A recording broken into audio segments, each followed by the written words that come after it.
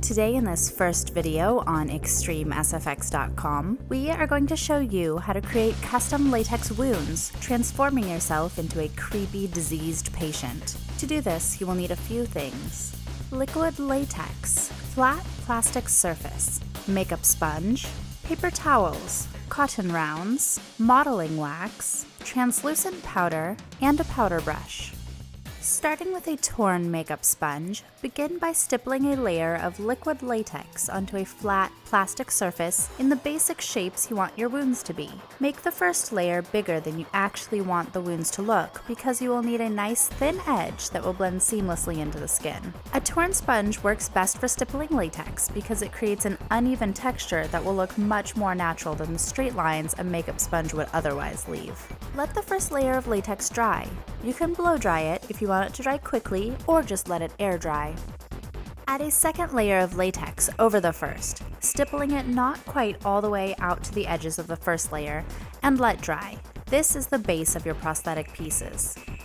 Now you will begin to create the three-dimensional shapes of your wounds. We started our first piece by ripping up pieces of paper towel, rolling and twisting them into little cylinders, then pressing them onto the latex to create a round, gaping wound, like a burst boil. Next, stipple a layer of latex over the paper towel, making sure to get the latex into all the little cracks and crevices without squishing the paper towel completely flat.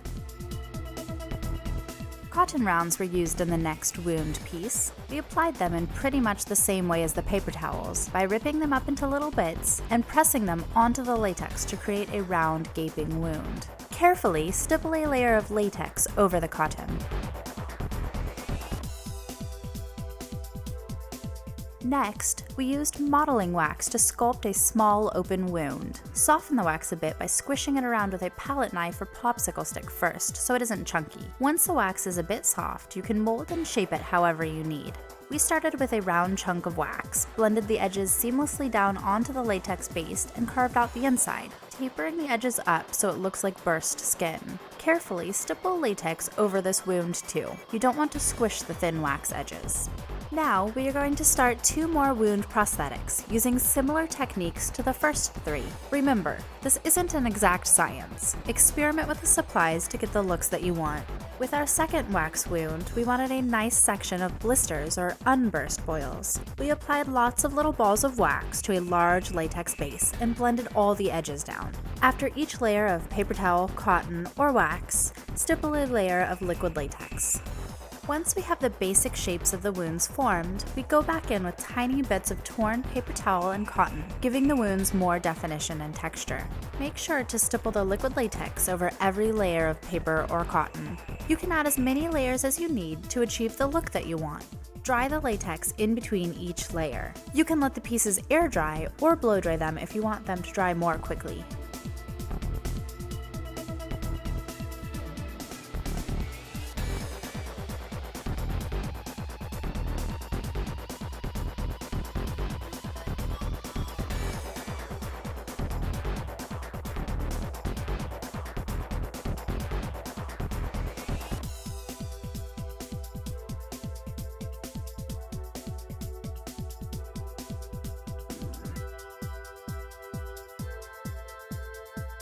When your latex wound prosthetics are done and dry, dust over them with translucent powder. You can then begin to peel them carefully off of your plastic surface. Peel off each prosthetic very slowly, powdering underneath as you go. Dry latex will stick to itself if it is not powdered, so make sure to powder the pieces thoroughly.